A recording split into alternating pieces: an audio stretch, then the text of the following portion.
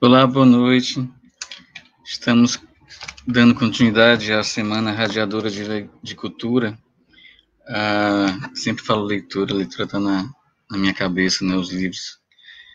E a Semana Radiadora de Cultura, hoje é o terceiro dia, e é um conjunto de 3 projetos essa semana, 3 projetos fomentados pela Lei Aldir Blanc via Secretaria de Cultura de Fortaleza.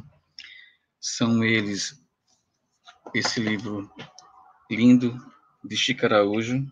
Eu sempre me atrapalho aqui com essa posição de mostrar. E todas as 6 horas da tarde dessa semana estamos conversando sobre esse livro. Tivemos os convidados na segunda, Kelsen Bravos. Cláudia Gonçalves, infelizmente, não pôde participar. Ontem conversamos com Roberta Laene e Mailson Furtado. Hoje vamos conversar com Euclides Timóteo e Ana Maria Araújo, sempre eu e Chico Araújo. Às 6 horas a gente tem esses debates sobre esse livro. Às 7h30 conversaremos sobre o livro do Francisco Alencar, O Livro do Bem. Hoje teremos Décio Brauna e Renato Pessoa conversando comigo e Francélio sobre esse livro. E às 21 horas conversamos sobre o projeto Chão Sagrado Revivido, que é reviver. Estamos revivendo as canções do disco emblemático de Roger, Rogério e Tete, lançado em 75, chamado Chão Sagrado. E é isso. Queria começar a noite de hoje e dar boa noite a todos que nos estão assistindo, e a Euclides Timóteo, Ana Maria Araújo, a Chico Araújo. Boa noite a todos. Boa noite. Boa noite, gente. Boa noite. Boa noite, Ana Maria. Boa noite, Euclides. Boa noite, Alain. Boa noite, Euclides. Boa noite, Ana Maria. Boa noite. Boa noite, Alain e Euclides. A todos que nos assistem. Boa noite. Tá sem... Eu não estou ouvindo, Chico. Não me escuta? Eu estou ouvindo, Chico. Eu também estou. O teu microfone está desligado, Alain. Mas na apresentação eu escutei. Normal. Boa noite, Kelsen. Boa noite, Suline, Miguel, Roberta Laena, Nirton. Alain, ainda não me escuta, Alain?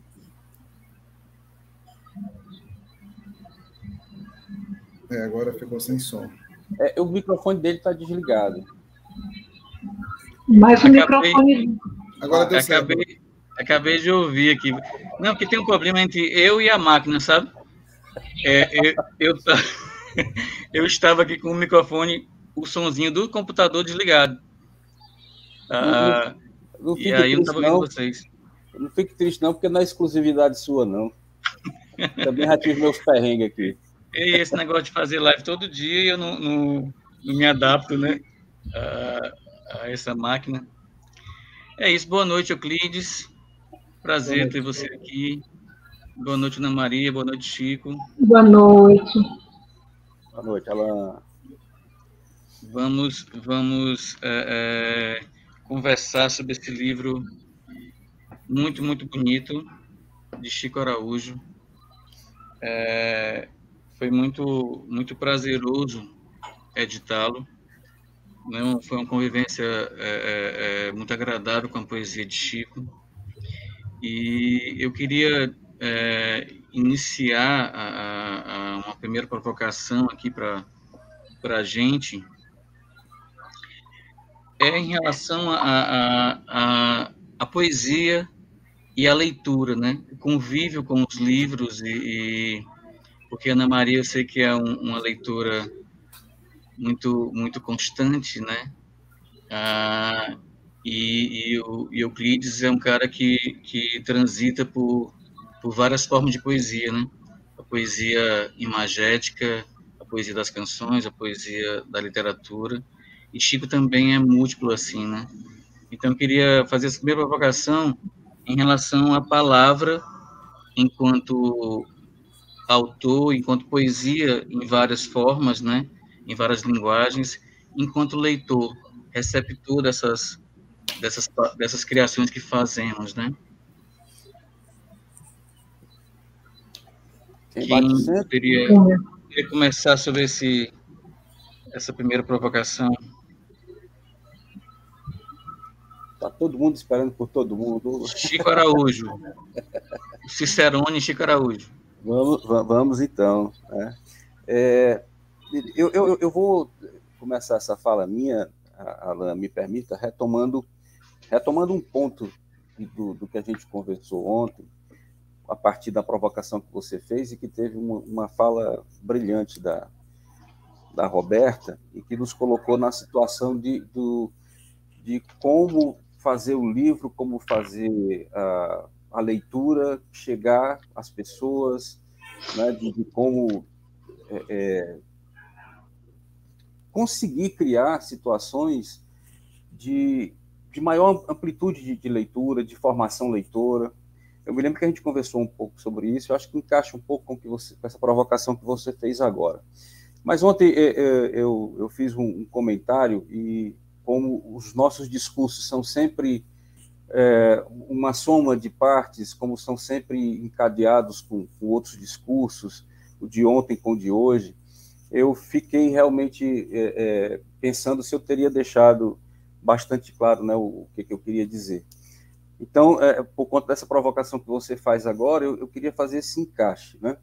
Porque ontem eu falei da necessidade que há de que as pessoas se acostumem com o processo de leitura desde cedo. Talvez não tenha usado exatamente essas palavras, mas o meu caminho foi mais ou menos por aí. E aí me reportei à minha infância e eu continuo tendo essa visão de que se nós conseguirmos, como sociedade, né?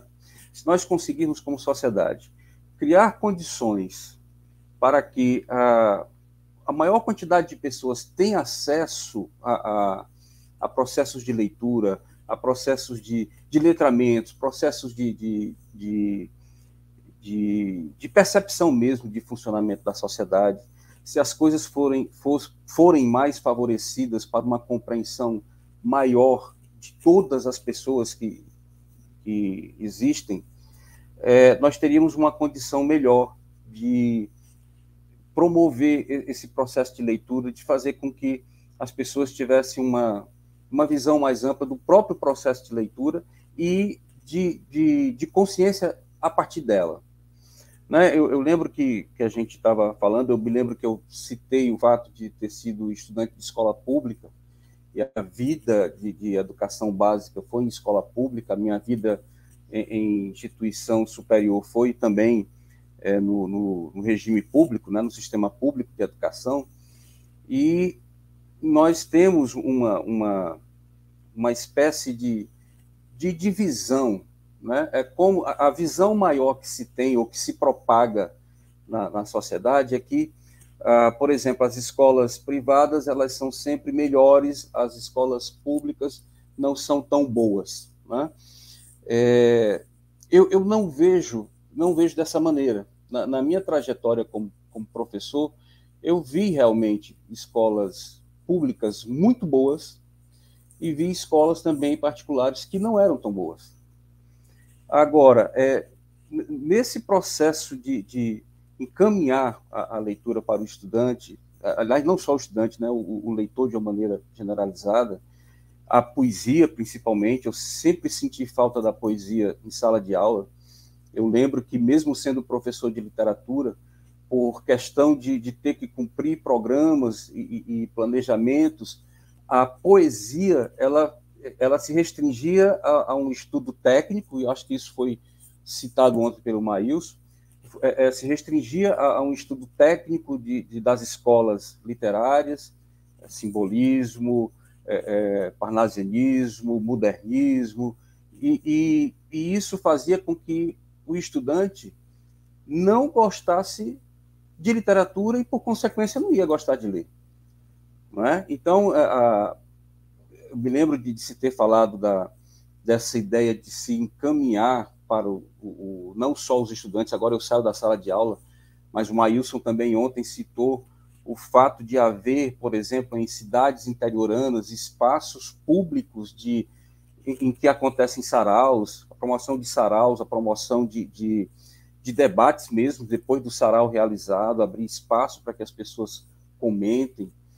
Então, eu fico vendo, fico tentando encaixar que é tão complexo, usando um termo também que eu usei ontem, é tão complexa essa situação que não basta, por exemplo, a pessoa ter somente o acesso, por exemplo, à escola, porque a gente sabe que num país que tem economia combalida, que tem economia que não favorece a existência das pessoas, as primeiras necessidades nossas são de alimentação, são de vestuário. Se nós não temos acesso a isso, que é básico, né? Estou citando só 2 itens, que é muito básico, como pensar, como ter acesso a outras coisas.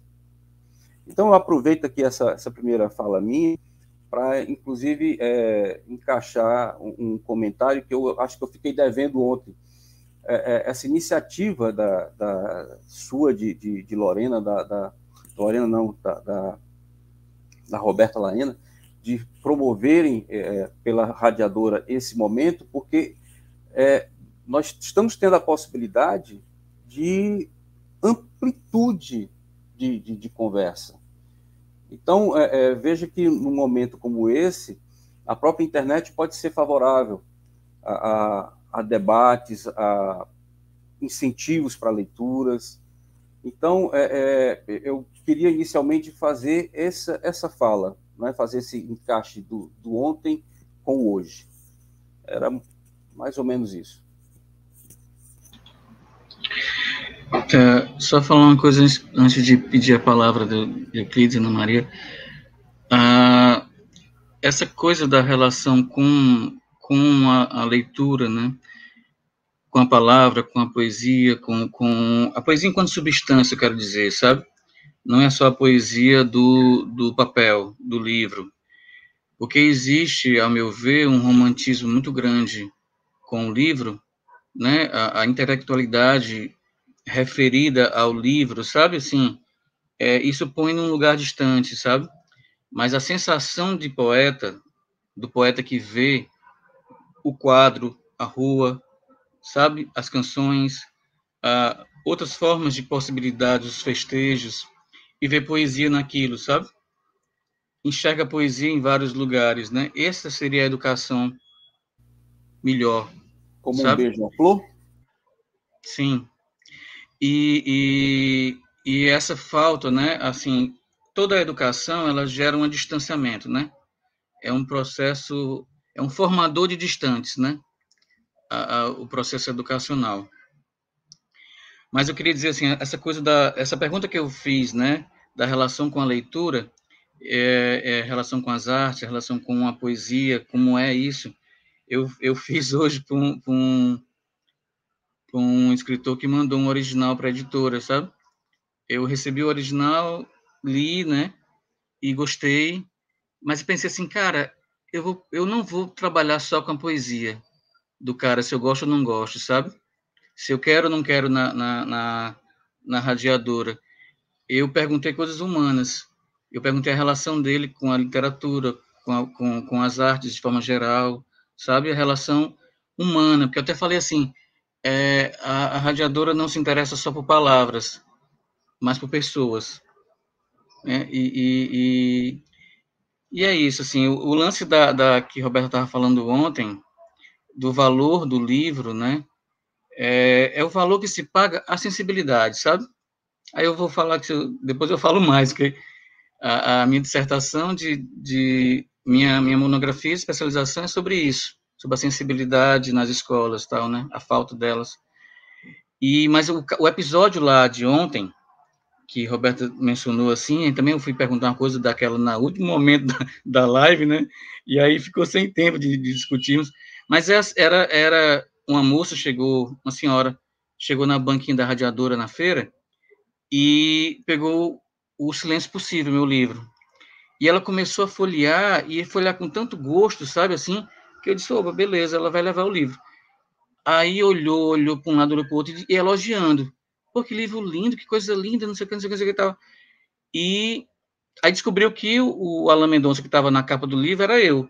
Aí ficou mais tempo conversando, e, pô, cara, que coisa é isso, que é isso, como é que pode? Tal, tal, tal, tal, tal. Aí ela me perguntou o valor do livro. Aí eu disse R$ 25. Ela soltou o livro, deu meia volta, uma rabisaca, assim como diz no interior, né? Deu uma rabisaca e saiu. Não disse boa noite, não disse vou dar uma volta, depois eu volto. Nada disso.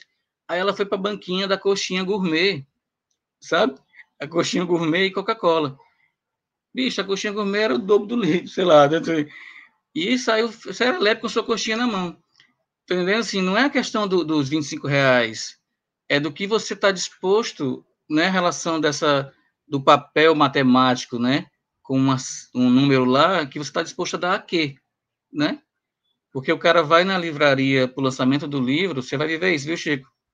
Você vai, você vai ter essa experiência aí daqui a pouco. O cara vai e ele não vai comprar seu livro, sabe? Mas ele vai gastar R$ 100 em algumas cervejas no tira-gosto. Porque ele não consegue, sabe assim, não, o livro eu não posso, talvez, estou sem grana, entende? Mas aí vai muito longe essa conversa. Vamos passar para os nossos convidados, cara, que a gente está sendo sincerões muito mal educados, viu? Euclides, Ana Maria.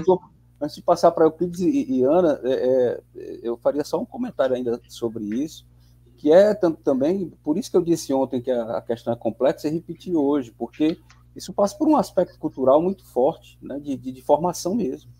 Né? Bom, deixa eu interromper aqui minha fala. Euclides, por favor, Ana Maria, quem se cheguem. A pergunta, Alan, sobre essa questão da leitura e na maneira que o Sérgio, o Chico, fala, não vou aqui puxar pela nossa idade, mas a minha geração, eu acho que é a mesma do Chico, foi uma geração que foi castrada ali pelo final dos anos 60, e a minha escola era particular. Ela procurava fazer aquelas fichas de leitura, todos lembram, excelentes livros, mas eles não ousavam passar daquela bolha que ali estava. E a escola não fazia esse papel todo crítico. Quando aparecia um professor com essa visão crítica, nós não imaginávamos por que ele saía tão rápido da escola. E nós gostávamos, porque eu vou dar um exemplo de um professor chamado Manuel Arruda. Ele levava para a sala de aula as revistas. Então, ao invés de dar aula de história geral, ele passava as notícias e passava o teor crítico dele. E assim, aqui e acolá, a gente pegava uma coisa que abria um pouco a cabeça da gente. Mas o restante tinha que ser em casa ou na nossa, digamos assim, na nossa curiosidade. No meu caso, eu tive a alegria de ser filho de um pai que era jornalista. Sendo jornalista, a nossa casa era uma embaixada, porque morávamos na praia de Iracema. Meu pai sempre gostou de uma birita e reuniu-se na minha casa. Então, eu cansei de acordar e ver o Vilamar Damasceno tocando. O livreiro Raposo citando poesias, sabe? Fora os jornalistas que eram comuns naquela época, que estavam conosco. E assim, meu pai levava livros e eu fazia igual o Aderbal Freire dizia. O Aderbal disse que o pai tinha uma grande biblioteca e queria que ele fosse um leitor. E o Aderbal dizia que para agradar o pai, ele pegava os livros mais fininhos para ler. Só que ele foi se adaptando e querendo tanto bem a esses livros fininhos que eles eram exatamente peças de teatro. E Aderbal se tornou, no que é hoje, talvez o maior dramaturgo vivo do Brasil. E eu por ser filho de jornalista, eu também ficava pegando as crônicas, os artigos, as coisas rápidas. Por isso que quando você disse na minha apresentação sobre a minha pessoa, Euclides poeta, não, na verdade, é uma poesia urbana minha que não chega à poesia do Chico. É uma poesia minha, é uma poesia para música, para boemia, ou, como você falou, para crescer através de uma imagem, de um quadro, de um desenho que eu vejo. Não é? Mas a leitura é tão importante porque eu me considerava não achando que eu fosse melhor, mas eu chegava na escola e me considerava mais letrado no sentido crítico de que alguns colegas que não tinham acesso a esses livros. Eu pegava, vamos dar um exemplo, eu pegava um livro sobre um trabalho de Che Guevara e eu não sabia o que era aquilo. Eu não sabia, juro, mas eu ficava olhando, lendo, sabe? E, por muitas vezes, eu discutia assuntos que eu nem sabia, porque eu pegava muitos livros. Então, nós tínhamos uma grande biblioteca. E isso foi muito bom para que eu desenvolvesse. E aí eu volto ao assunto que o Sérgio falou, que a escola pública tinha deficiência, mas a minha escola particular também tinha. E quis incutir na minha cabeça OSPB e moral e cívica, quando nós queríamos a visão crítica. E aí, olha uma coisa interessante nessa passagem de menino na leitura. Me colocam no colégio do Amadeu Arraes, que era o Colégio Brasil. E ali eu tive mais acesso à leitura livre. Certo? Eu não estudei nas escolas conservadoras, graças a Deus. Eu estudei em escolas que permitiam esse acesso, essa redação livre, sabe? E foi muito bom.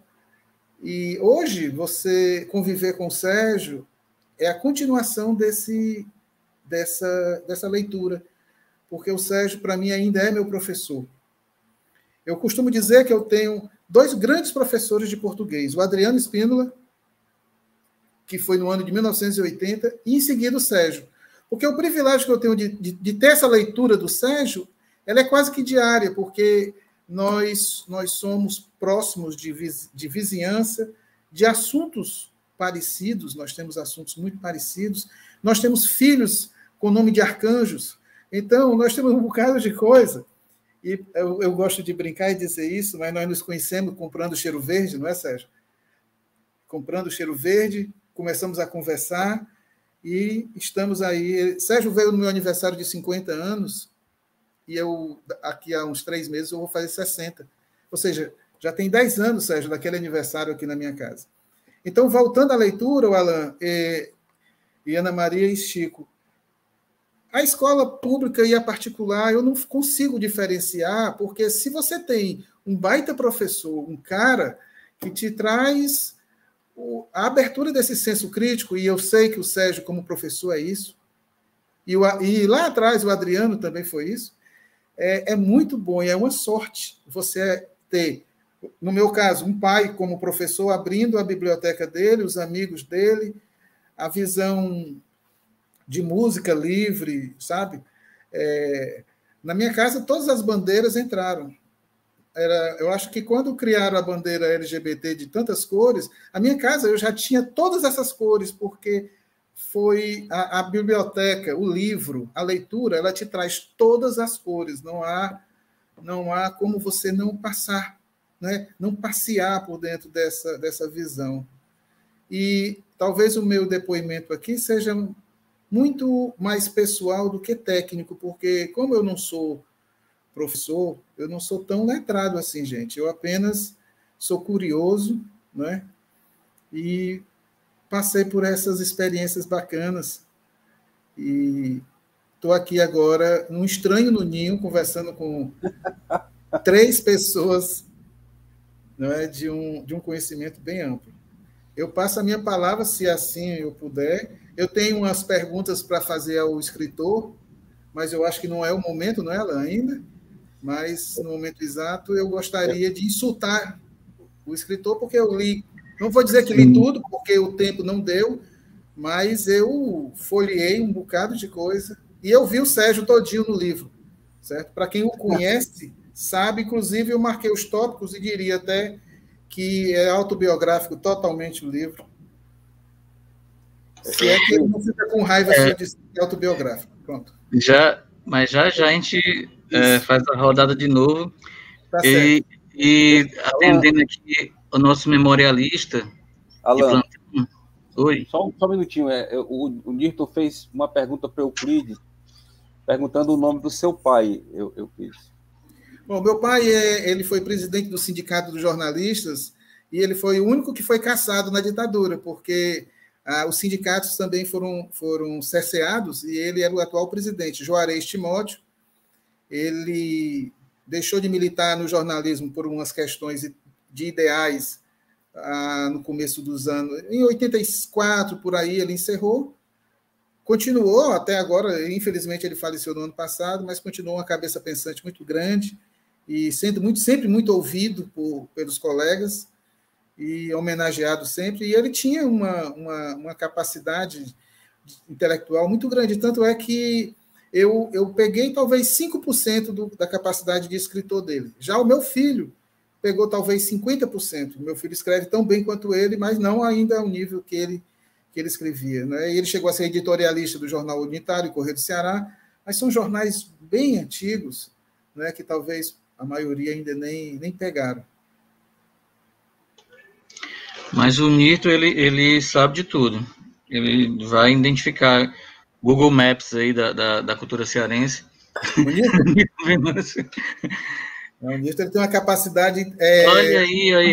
Conheceu seu pai. Conheceu seu pai, Juarez. O Nirton conheceu.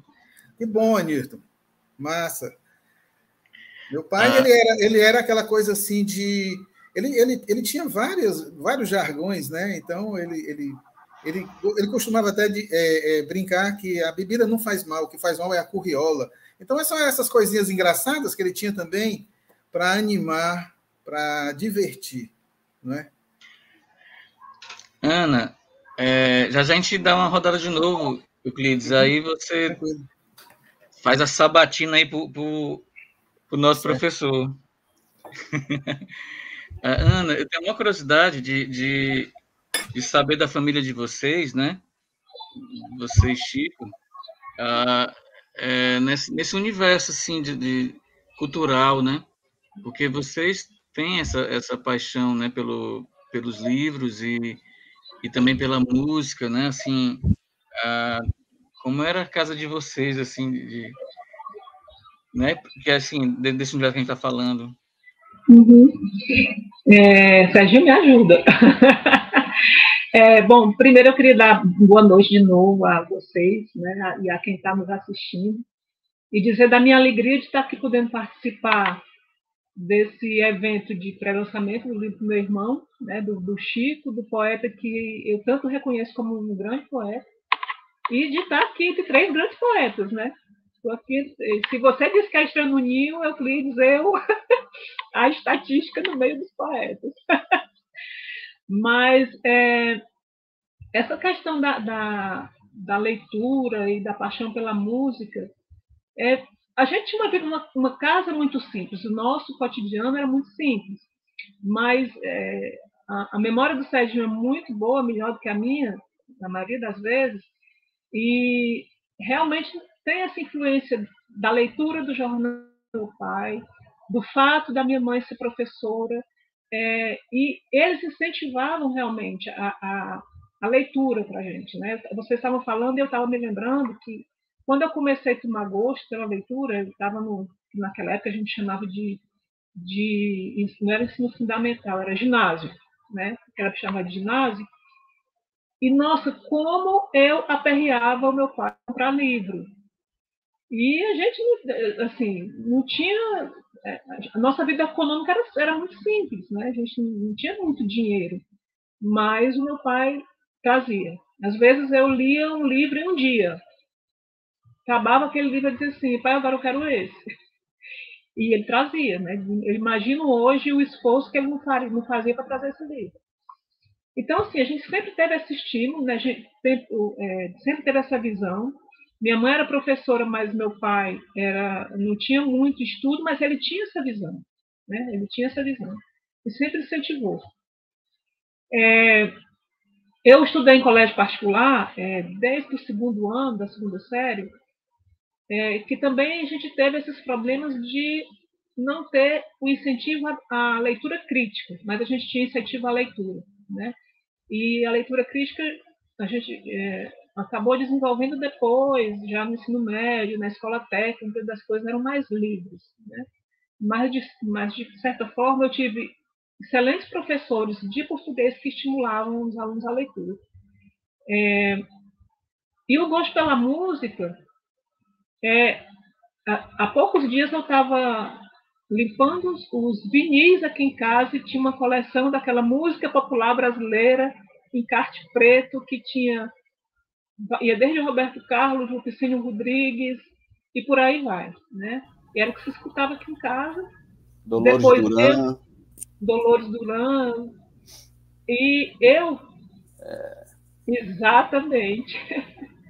E eu, particularmente, na questão musical, eu tive muita influência dos meus irmãos. Eu escuto o que eles escutavam. Eu comecei a gostar de MPB porque eles gostavam de MPB, né?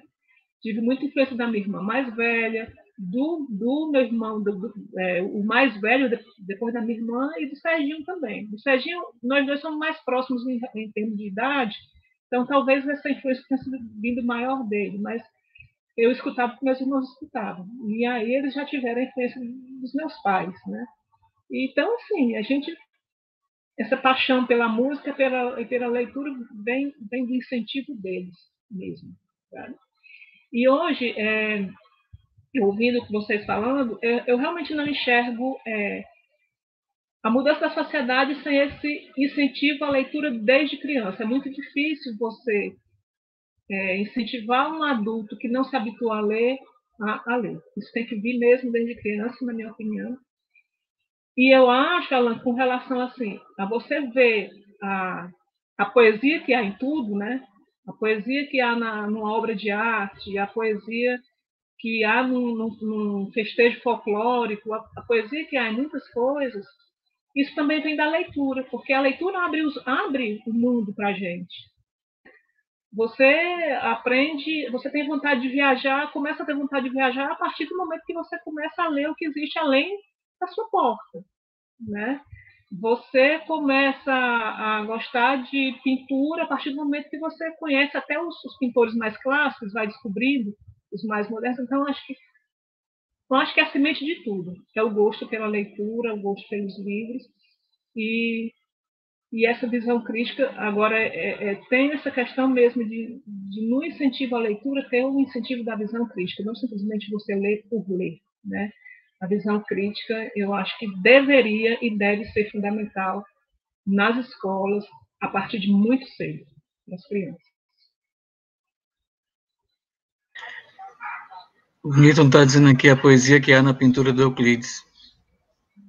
Sim. Eu costumo chamar o Euclides de poeta dos traços. Costumo brincar com ele dizendo assim: você é um poeta dos traços, devido à qualidade dessa arte que ele faz. E emociona a gente através da arte dele. Ana, a fala de Ana, eu lhe mostrei aqui o disco, né? Essa coleção aqui eu herdei, né, lá de casa.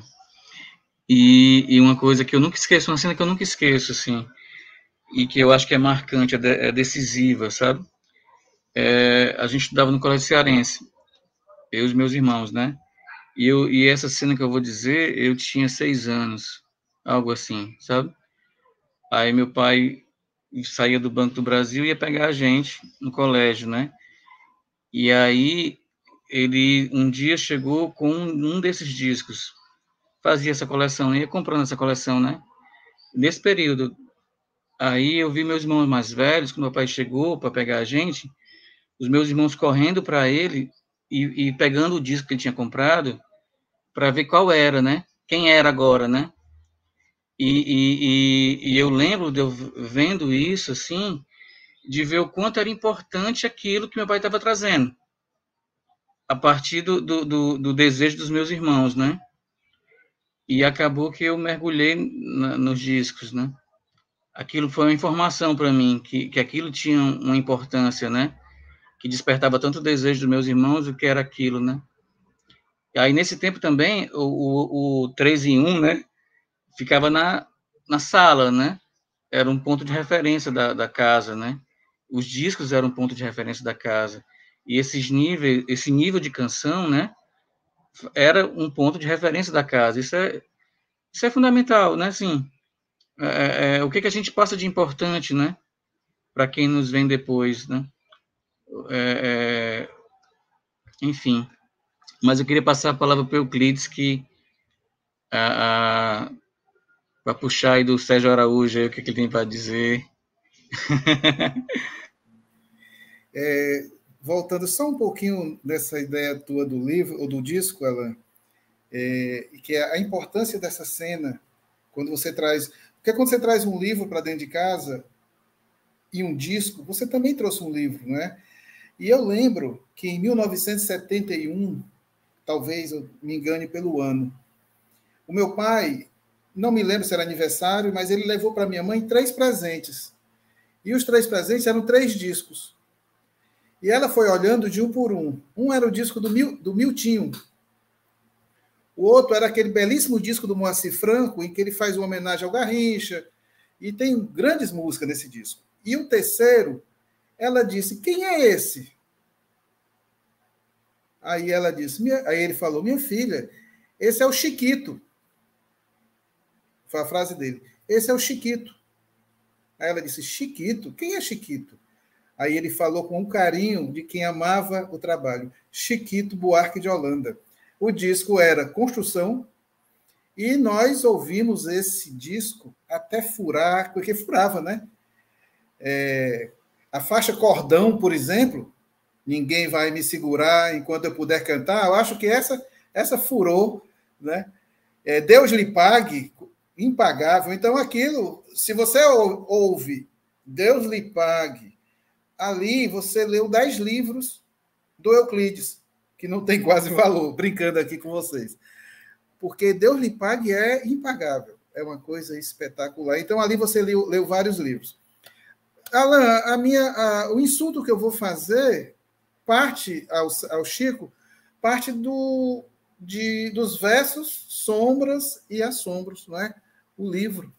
Eu folheei, Chico, no que pude, pelo tempo, e não vou fazer spoiler para não atrapalhar a compra das futuras, mas no título eu já vejo você. Versos, Sombras e Assombros. Porque eu não sei se a Ana Maria vai concordar comigo, e o Alan, que também o conhece, e o Kelsen, que conviveu tanto, e tantos outros amigos. O Chico, ele tem uma procura muito grande, uma luta muito grande entre essa ideia do cansaço e o tempo. Ele repete muito esse cansaço e esse tempo, porque eu acho que no próprio caminhar do Chico, ele lembra um relógio, pela preocupação que ele tem do tempo. Se vocês observarem o Sérgio andando, ele parece o ponteiro dos segundos, certo? Ele tem o compasso do ponteiro dos segundos. Então, quando ele escreve Sombras e Assombros, ele mostra muito dele.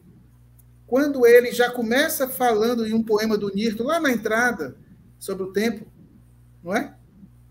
Aquele primeiro poema pequeno do Nirto ali, me parece que ele já fala, não é? A epígrafe que abre a primeira parte. Isso. Aí, quando você vai...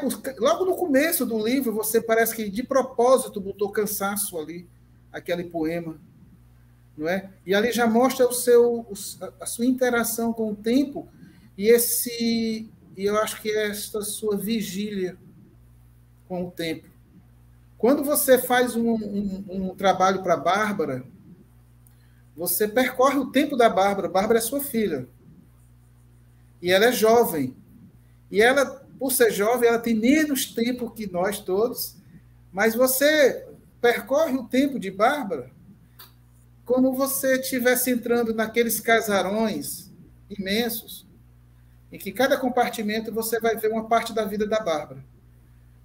Quisera você ver os 100 anos da Bárbara e escrever, nos 100 anos dela, você passando quantos compartimentos dessa casa cumprida.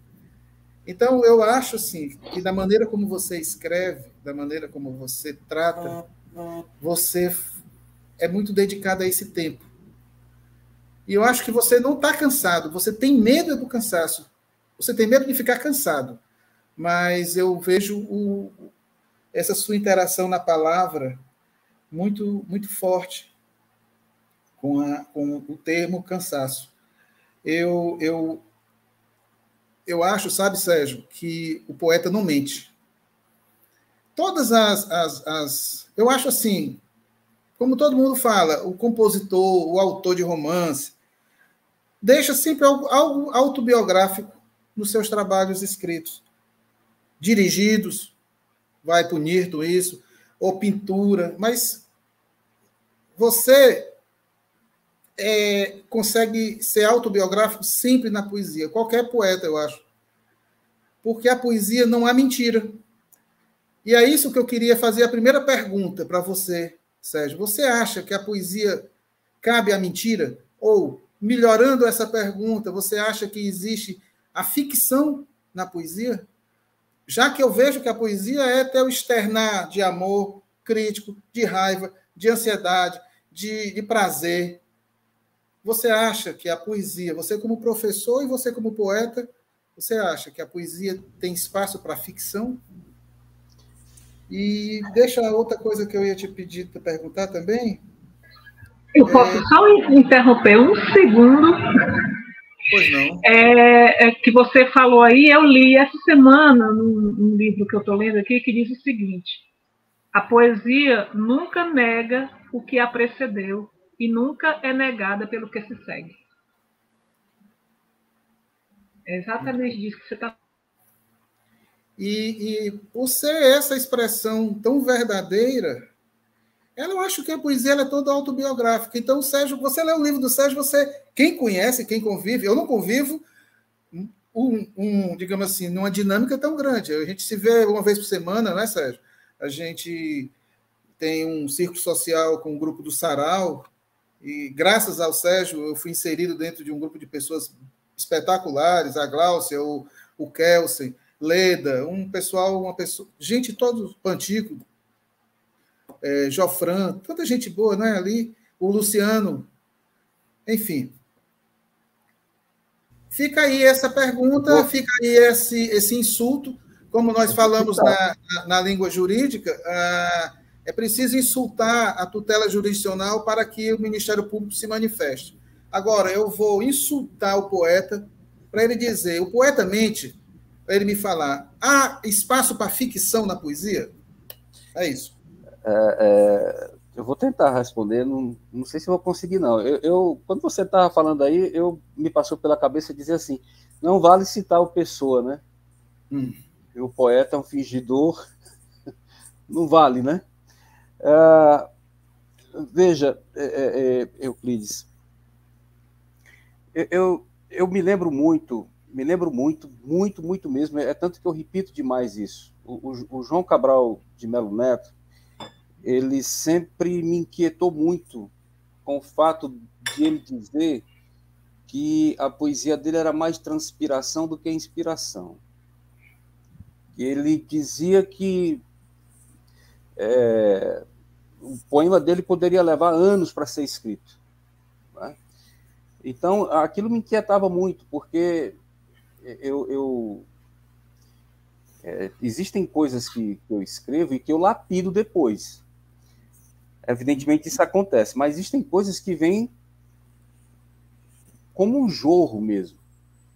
E consertando ou não é nem consertando, mas dando um trato melhor ou não, deixando correr pelo jorro mesmo, eu acredito que o que a gente fala não é ficcional, não. Embora nem sempre o que a gente fale seja sobre nós mesmos. não é sempre que a gente fala de si. Eu vou citar um fato que aconteceu ontem e que vou fazer referência a um poema que não está no livro, mas é um poema que foi escrito de ontem para hoje. Eu batizei esse poema, intitulei de Solicitações. Foram 3 fatos que aconteceram ontem à noite. O primeiro deles foi eu estar transitando, indo para a faculdade, ia dar aula, e num sinal de trânsito, um rapaz jovem, bastante jovem, passeando entre os carros, e ele não estava pedindo dinheiro, ele estava vendendo um produto. Ele estava fazendo um negócio ali. E o negócio dele era doces. Um rapaz jovem, a gente diria assim, uma pessoa, a gente percebe que é uma pessoa que não está passando por grandes aflições na vida e tal, sorriso aberto e tal, vendendo doce, e chegou até mim e explicou: eu estou vendendo doces para o meu casamento que vai acontecer em maio. Eu até brinquei com ele, mas já é aí, dá tempo e tal. O segundo instante foi mais adiante, em um outro sinal de trânsito. O sinal fechou, os carros vão parando, e apareceu um senhor, numa situação bem diferente da situação do rapaz, esse senhor nitidamente daqueles necessitados de ajuda, e ele simplesmente tem um cartaz na mão, feito num papelão, né? E o cartaz pedia ajuda, pedia alimento, ele estava com fome. E ele se ajoelha na rua. Então ele não passa entre os carros, ele se ajoelha na rua e mostra o cartaz.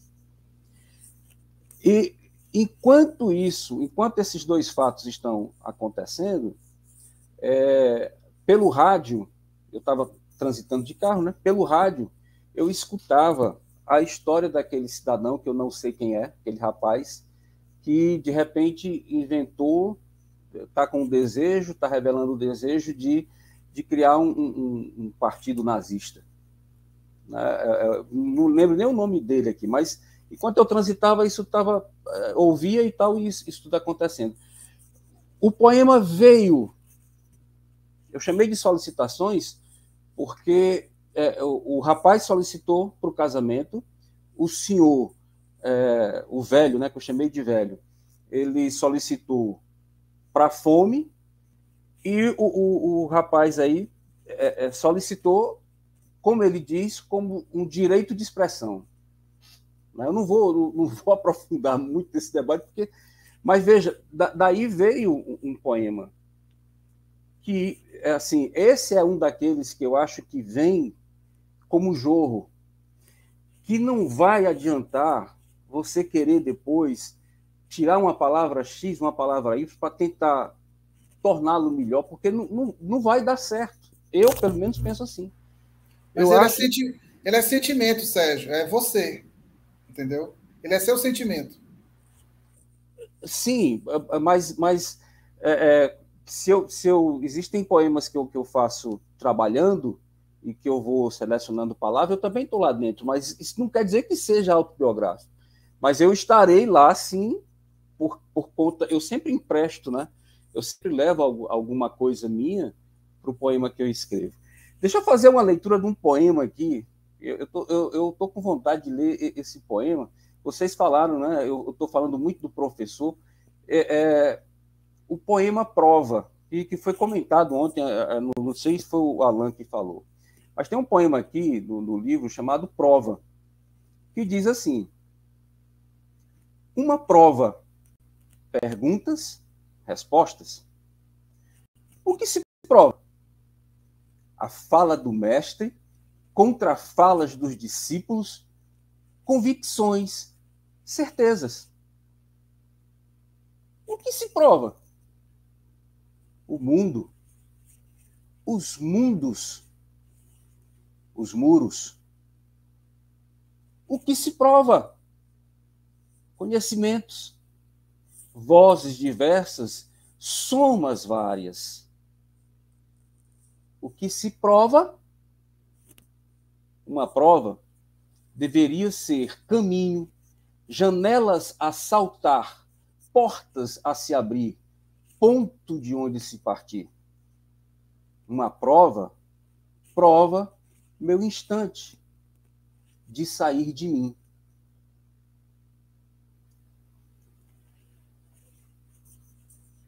O professor está aí.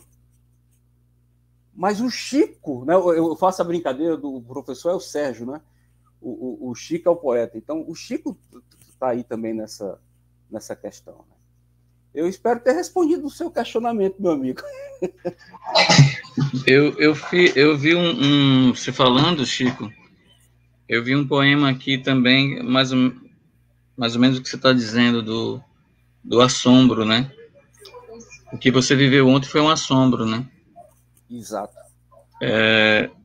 Poemas justamente assombros. O Alan está complementando a sua pergunta, que disse que eu acabei não respondendo aquela história dos versos, sombras e assombros, né? Alan, continua. Em relação a... desculpa.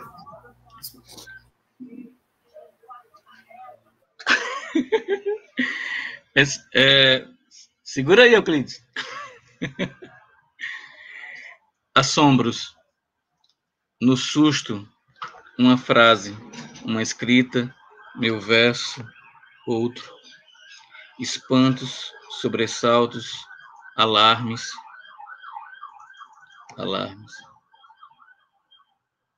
Tudo igual em repetição inquietante. Palavra cortada ao meio, em pensamento, frase interrompida. E num de repente, maravilhado, transito por entre palavras e versos, tecendo meu caminho implícito nos significados labirínticos.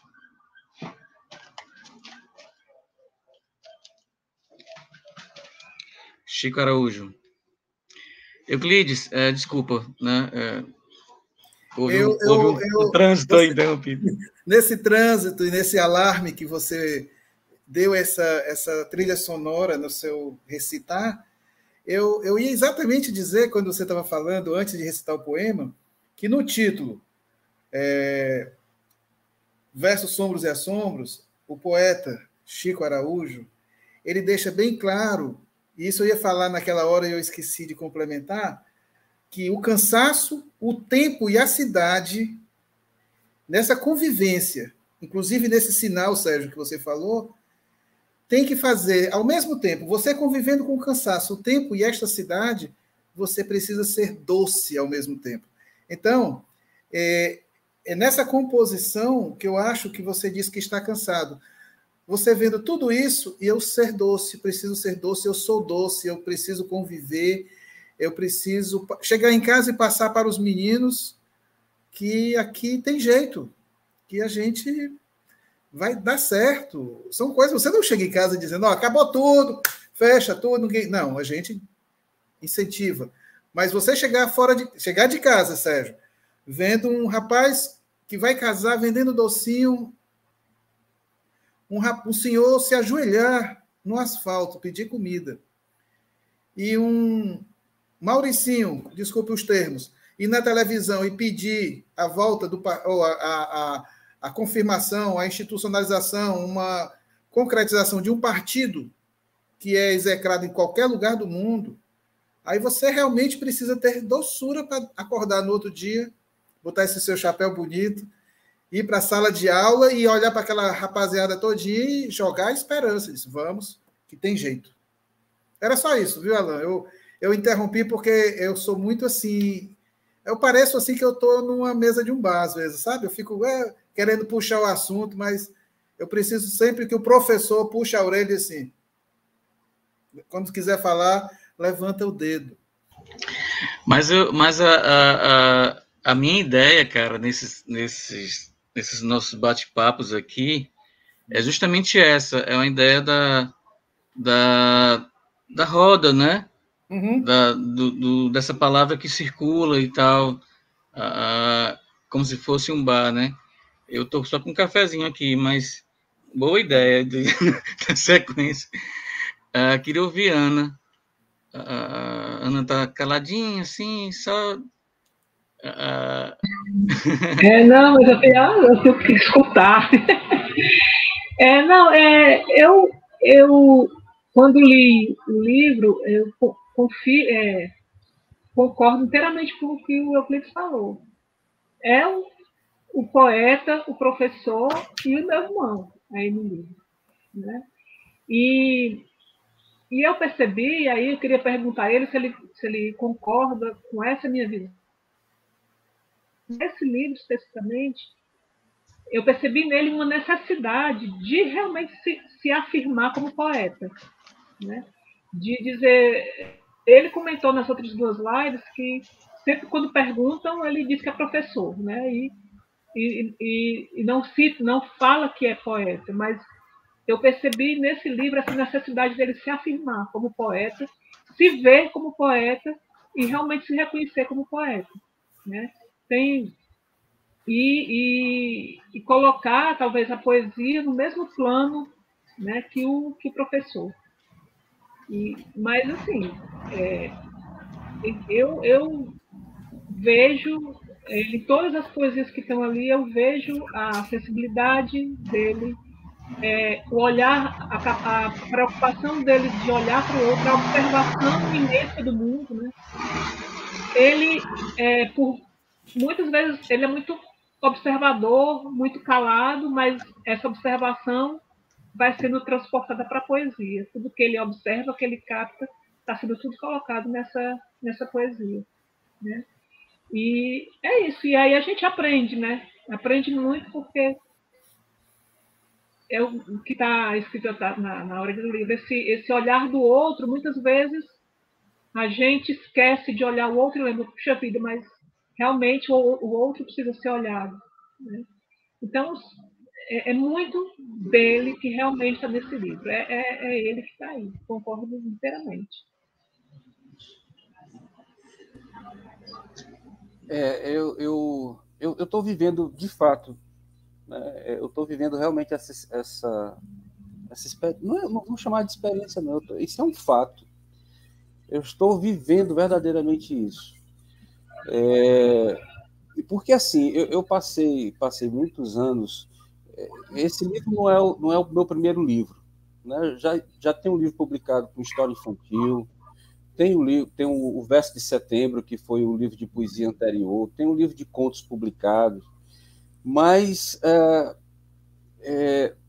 existem 2 momentos em que o meu livro, por exemplo, não foi editado por mim, né? Tem o Aziú, que foi pela Casa do Conto, né? Foi editado pelo Kelsen, e agora Entre Versos, Sombras e Assombros, que está sendo editado pela Radiadora, né? pelo Alain, pela Roberto, pela Radiadora. Isso é simbólico, isso, né? É um fato, mas também é simbólico. É como se estivesse havendo, ou como se houvesse nesses 2 momentos uma espécie de... É como se eu estivesse debutando. É como se em livros anteriores em que eu, digamos assim, fiz praticamente tudo sozinho, eu ia para a gráfica, Alain, e conversava com o ilustrador e dizia, não, eu quero assim, assim e tal, que é, com certeza, o que você está fazendo, né, que é o olhar do editor que você tem, e que é lindíssimo esse olhar que você tem, estou repetindo isso, né? Mas em livros anteriores meus, era eu que fazia, então era como se eu estivesse, assim, de certa maneira, forçando uma situação. A necessidade de escrever, eu sinto desde pequeno. Isso a gente conversou um pouco na primeira noite, e eu vejo que eu tenho necessidade de expressão, e essa necessidade de expressão talvez seja também uma necessidade de compreensão de si mesmo, né? Ou de mim mesmo, né? De uma compreensão de mim mesmo. Então, esse fato da maneira como esse livro está acontecendo, nós estamos no 3º dia de conversa sobre o livro. Eu estou ouvindo pessoas falando sobre o que eu escrevi, Eu estou vendo aqui alguns comentários. O Nirton não é de hoje, o Nirton já participou, já esteve aqui, acho que desde segunda-feira que ele vem. Agradeço demais, Nirton. Quero agradecer também a todos que estão aqui, né? Mas a gente estava falando há pouco de estudantes, e eu tenho quase certeza que Bianca Silva, eu acho que é estudante minha, lá do curso. Quero agradecer pela presença dela, eu acho que é aluna minha.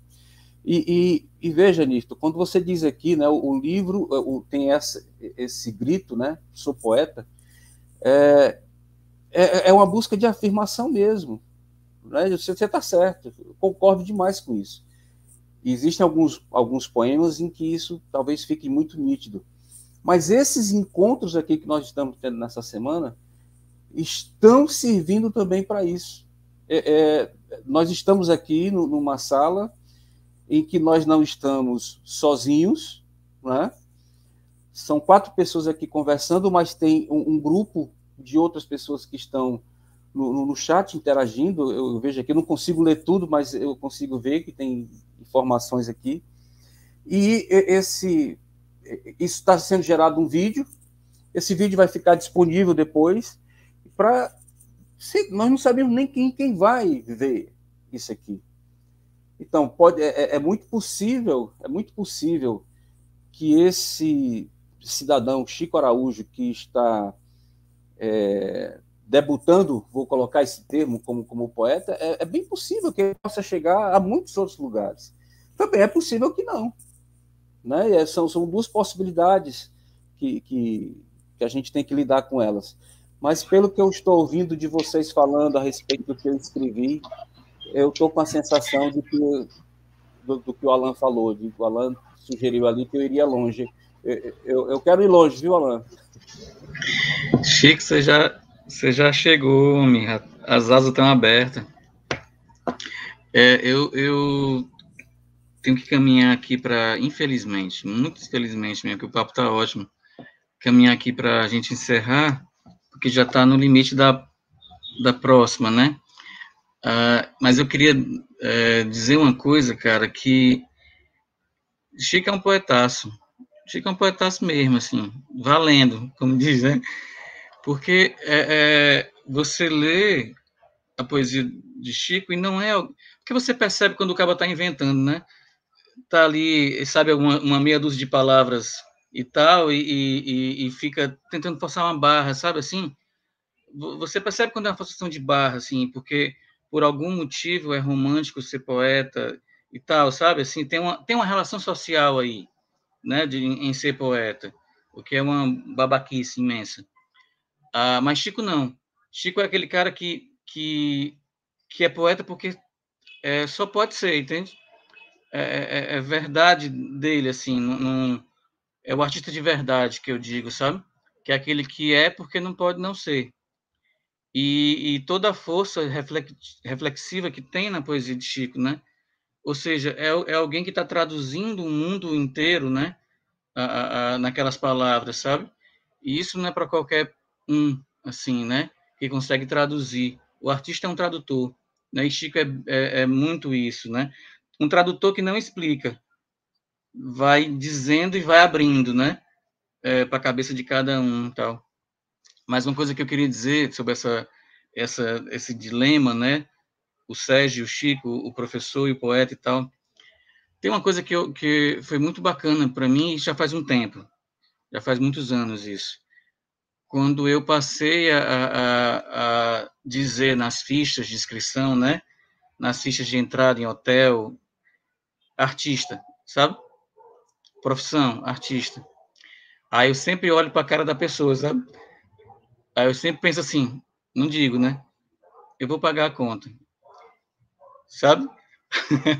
Porque é a minha profissão. A minha profissão é ser artista. Né? Não há outra. Não há outra. E foi muito bacana quando eu comecei a dizer isso, né? E claro que existe muito violentamente o lado de quem escuta isso, sabe? Né? Nesse mundo formal, nesse mundo financista e tal, né? Mas foi uma liberdade muito grande minha quando eu consegui fazer isso. E faço com muito gosto, sabe? Essa afirmação, assim. Eu queria agradecer imensamente a presença de vocês. Vamos fazer uma rodada de boa noite, claro. Mas antes disso, queria voltar para o livro. Eu vou acertar isso. Daqui para sexta-feira, viu? Eu vou acertar essa dança aqui. Esse livro tem aí as ilustrações muito, muito, muito fortes, né? De Carlos Campos, que muito gentilmente, a generosidade que é própria dele, nos cedeu essas artes. Vocês vão ver, as ilustrações internas também são muito impactantes. Tem o prefácio de Kelsen Bravos, que é outro ser de coração imenso, poeta, né? Coração de poeta imenso. Tem a epígrafe de Newton Venâncio, que também é uma abertura de portas lindíssimo para o livro, né? E é um projeto fomentado pela Lei Aldir Blanc, que é uma conquista muito forte da classe artística, é uma conquista mesmo, né? Porque se depender desse desgoverno, não se acontece nada, então houve essa resistência, se abriu essa possibilidade nesse tempo de pandemia, né, de sobrevivência dos artistas, né? É fomentado pela Lei Aldir Blanc via Secretaria de Cultura de Fortaleza. Na sexta-feira, esse livro vai estar disponível gratuitamente, como deve ser nesse formato, né? Já que é dinheiro do povo, volta para o povo, e tomara que o povo possa adquirir, Chico, assim, que gere o desejo pelo seu livro, e as pessoas baixem no site da Radiadora a partir de sexta-feira. A gente também vai fazer cópias físicas, né? Para quem quiser adquirir, mas o objeto desse projeto é o e-book gratuito. Queria dar boa noite a Euclides, Ana Maria, Chico. Muito obrigado pela companhia nessa live. Por favor, boa noite. Boa noite. Boa noite, gente. Boa noite. A capa do livro é um espetáculo. E eu costumo dizer que o Chico César um dia fez um show e disse que ele era vendedor de discos. E as pessoas chegavam na loja de discos e ficavam olhando a capa. E ele amava uma capa do disco do Ednardo. E não é que a gente não queira ver o conteúdo, mas um livro com a capa bonita, você já começa a abraçar na entrada logo. Essa capa, Alain e Chico, está muito bonita. Ela tem cores fortes, ela traz ideias dos assombros e sombras, e eu tenho certeza que a parte interna deve estar também muito bela. Parabéns ao ilustrador. Boa noite, gente. Obrigado por ter participado. Falar do Sérgio é muito bom. Falar da poesia do Sérgio é muito difícil para mim, porque ele é muito técnico e eu não.